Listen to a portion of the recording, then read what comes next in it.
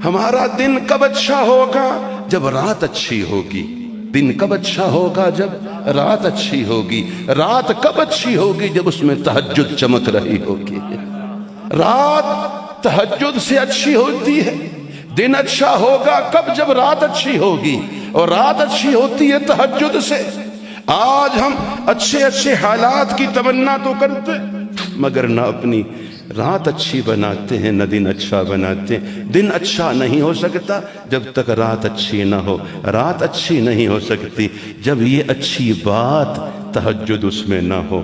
بڑا تعجب ہے اگر تہجد نہیں ہے، اپنے کو اٹھانا ہے تہجد میں، تو یہ دین کا بوجھ، ذمہ داری کا بوجھ بسہولت ہم اٹھا سکیں گے۔ قم اللیل الا قلیلا نصفہ او انقص منہ قلیلا او زد علیہ ورتل القرآن ترتیلا انا سنلقی علیک قولا ثقیلا ان ناشئۃ اللیل ہی اشد وطئا واقوم قیلا ان لک فی النہار سبحا طویلا۔ آنکھوں کا نور شب بیداری سے بڑھتا ہے، آنکھوں کا نور تہجد میں جاگنے اٹھنے سے آنکھوں کا نور بڑھتا ہے۔ زبان کی تاثیر ذکر کی کثرت سے پھیلتی ہے۔ اسلام کی ساری تاریخ گواہ ہے، اسلام میں ہمیشہ رات کے راہب ہی دن کے سپاہی ثابت ہوئے ہیں، رات کے راہب ہی دن کے سپاہی ثابت ہوئے۔ سیدنا فاروق اعظم رضی اللہ تعالیٰ عنہ کا پاک ارشاد پھر دہراتے ہیں، اللہ کا کرم ہے جب سے مسلمان ہوا ہوں بائیں طرف کے فرشتے کو قلم اٹھانے کا موقع نہیں دیا ہے۔ میں نے کہا جو ہمارے موبائل کی گھنٹیاں ہیں یہ خطرے کی گھنٹیاں ہیں، ہمیں زیادہ سے زیادہ اہتزاز، وائبریشن، گڑگڑاہٹ اس کو نصب کر لینا چاہیے۔ باقی تقریباً میوزک ہے اور گانا ہے اور بہت خوفناک صورتحال ہے۔ قرآن کریم ہے، سورہ نجم ہے، آیت مبارکہ 60-61 جو میں نے تلاوت کی تھی۔ حق تعالی شانہ فرماتے ہیں اور ہنستے ہو روتے نہیں، اور تم کھلواڑ کرتے ہو کھیل کود میں لگے ہو۔ مفسرین کرام فرماتے ہیں اس سے مراد گانا بجانا ہے۔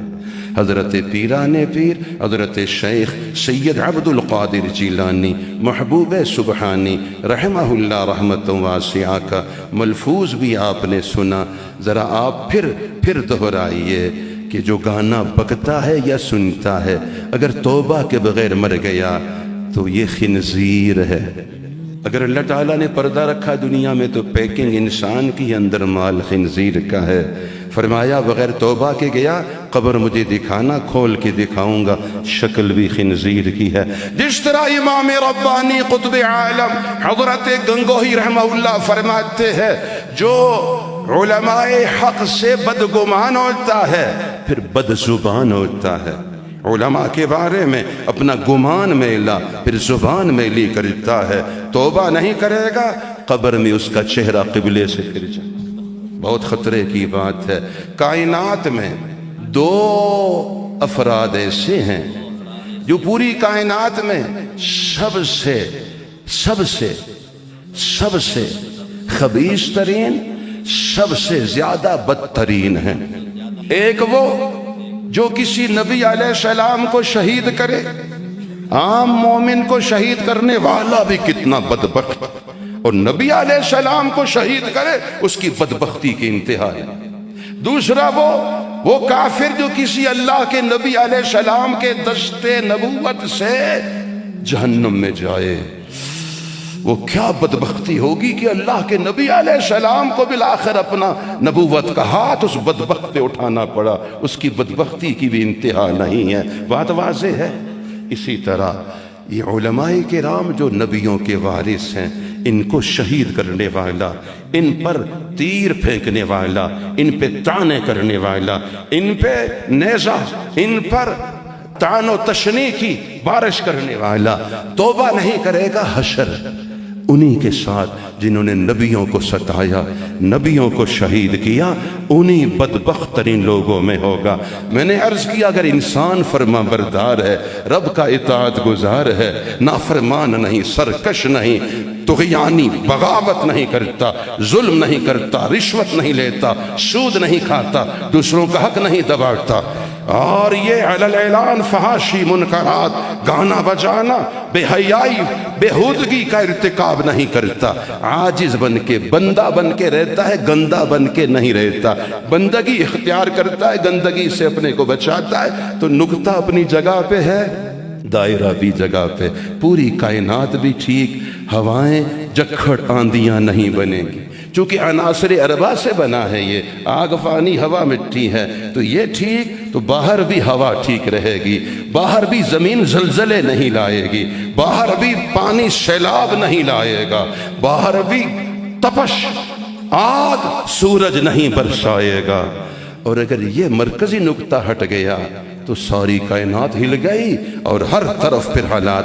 آج بتائیے عام فضا میں اسی مرکزی نقطے کو ہٹایا جا رہا نہیں، اس انسان کو حیوان بنایا جا رہا ہے، اس کے اخلاق صفات تقوی طہارت حیا پاکیزگی نچوڑ لی گئی ہے۔ حضرت سیدنا عبداللہ ابن مسعود رضی اللہ تعالی عنہ سے پوچھا گیا، حضرت آپ ذرا فرمائیے روح زندہ ہے یا مر گئی کیا علامت ہے؟ میرے ساتھ دہرائیے، روح اندر زندہ ہے یا مر گئی کیا علامت ہے؟ حضرت نے پھر فرمایا خلاصہ یہ ہے جسم زندہ ہے یا مر گیا ہے، تین رگیں بتاتی ہیں، آپ نے زبان سے فرمانا ہے، تین رگیں بتاتی ہیں، تین رگیں کام کر رہی ہوں دل کی تو دل زندہ ہے، جسم زندہ ہے۔ تین رگیں اگر فعال نہیں ہے تو جسم مر جاتا ہے۔ تو جسم زندہ ہے یا نہیں تین رگوں سے پتہ چلتا ہے، روح زندہ ہے یا نہیں تین جگہوں سے پتہ چلتا۔ تین جگہیں، جگہ کی جمع مکان، امکنہ، تین جگہیں بتائیں گی کہ روح زندہ ہے یا نہیں، تین رگیں بتائیں گی جسم زندہ ہے یا نہیں۔ آپ نے فرمایا اطلب قلبک فی ثلاث مواطن، فی تلاوت القرآن، فی مجلس الذکر وفی الخلوہ۔ فرمایا دیکھو اپنے آپ کو دیکھو، تلاوت کی بھوک ہے، قرآن پاک کی تلاوت کی پیاس ہے، پیاس بڑھتی جا رہی ہے، تلاوت قرآن پاک سے جی بھرتا نہیں ہے۔ جو ہی وقت ملا قرآن پاک کھولا تلاوت، جو ہی وقت ملا نوافل میں تلاوت، جو ہی وقت ملا تہجد میں تلاوت، جو ہی وقت ملا اپنے رب کے پاک کلام سے مصروف ہو گیا ہے۔